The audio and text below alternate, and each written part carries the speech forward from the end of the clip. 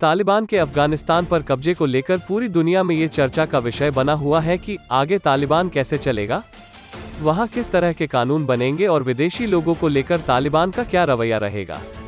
विश्व समुदाय के साथ भारत में भी मीडिया इसे लेकर रोज डिबेट करवा रही है।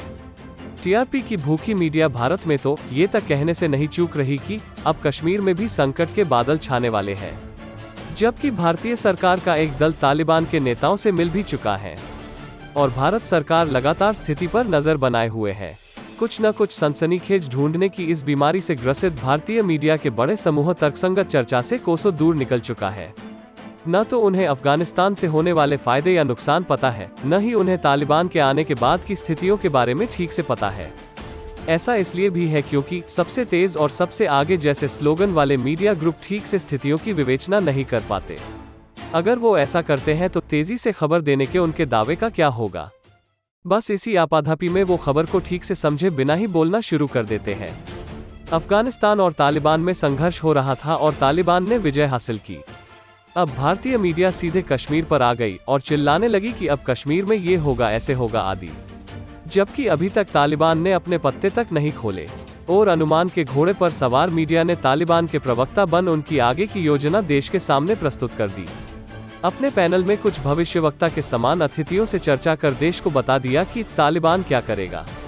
भारतीय मीडिया तालिबान को लेकर लगातार अमेरिका को कोस रही है, जैसे अमेरिका ने भारत के साथ कुछ गलत कर दिया हो।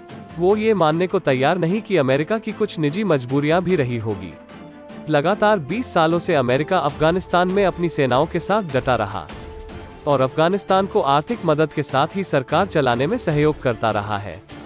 कब तक अमेरिका 26/11 के बाद अफगानिस्तान में रहकर अपने देश की कथित सुरक्षा करता रहेगा?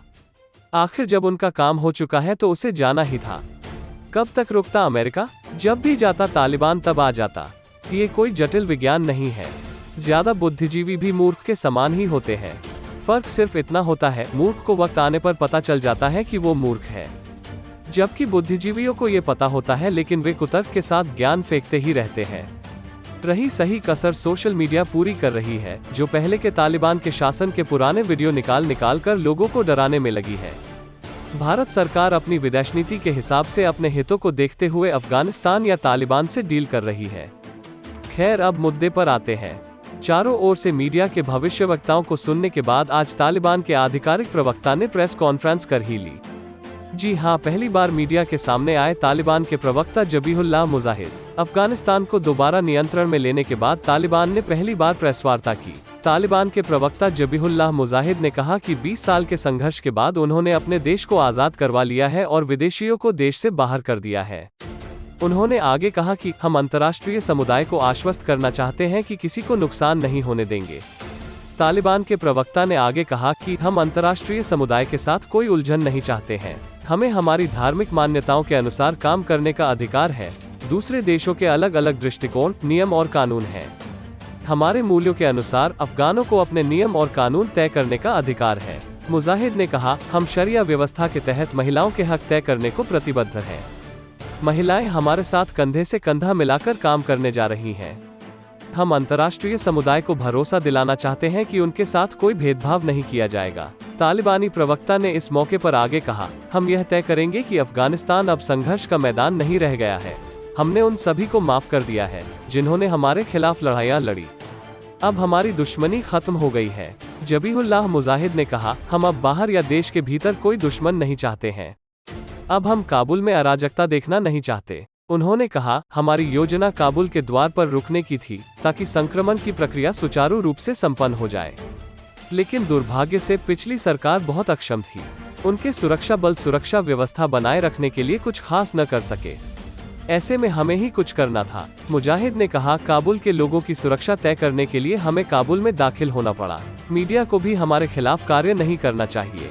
हम अपने सांस्कृतिक ढांचे के भीतर हम मीडिया के प्रति प्रतिबद्ध हैं। उन्होंने कहा, मीडिया को हमारी कमियों पर ध्यान देना चाहिए ताकि हम राष्ट्र की अच्छे से सेवा कर सकें।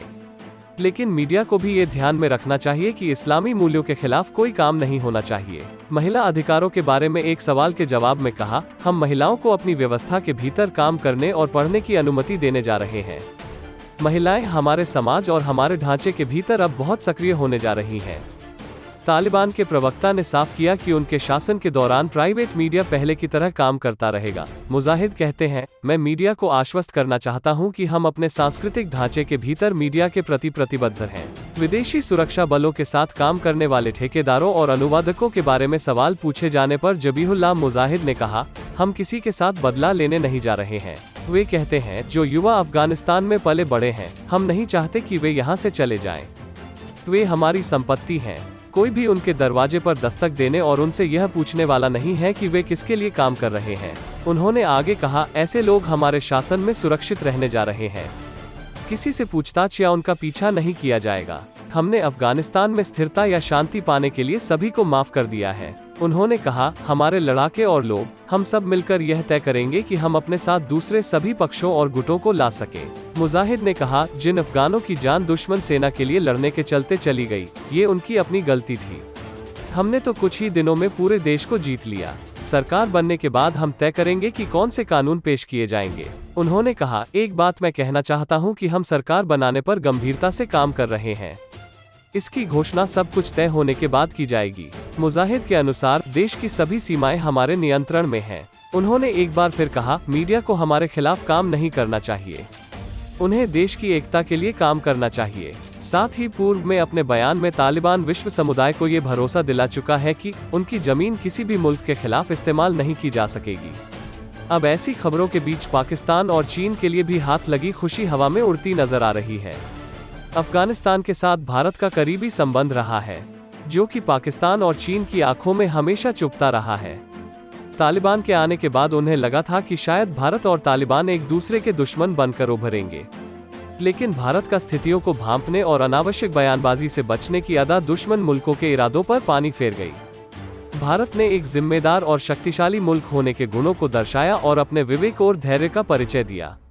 आखिर तालिबान भी अब समझ चुका है कि अगर लंबे समय तक टिकना है तो किसी भी बड़े मुल्क से सीधे टकराव उसे दुविधा और परेशानियों में डाल सकता है। ऐसे में वो अभी किसी बड़े मुल्क को सीधे नाराज नहीं करना चाहता। भले ही उसने पाकिस्तान और चीन से मदद ली हो, लेकिन कम से कम वो सीधे तौर पर उनके मंसूबों के लिए 20 साल बाद हाथ लगी सत्ता की कुर्बानी नहीं देगा। रही बात भारतीय मीडिया की, तो देश को डराने से बेहतर है देश की ताकत से उनको डराया जाए जो हमें आंख दिखाने की जुर्रत करने की सोच रहे। भारत कश्मीर ही नहीं, पाक अधिकृत कश्मीर के बाद बलूचिस्तान और बाल्टिस्तान की अपनी जमीन लेने के लिए प्रतिबद्ध नजर आ रहा है। हम हवाई मार्ग से नहीं, जमीनी मार्ग से, जो कि पाक अधिकृत कश्मीर से, अफगानिस्तान के साथ समय अनुकूल रिश्ते कायम करेंगे। इंडिया मिक्स के लिए मुकेश धबाई की रिपोर्ट। अगर आप ये वीडियो YouTube पर देख रहे हैं तो चैनल को सब्सक्राइब करना न भूलें। और अगर आप फेसबुक पर देख रहे हैं तो पेज को लाइक करें। इंस्टाग्राम पर है तो फॉलो करें। वीडियो के बारे में कोई राय या सुझाव हो तो कमेंट जरूर करें।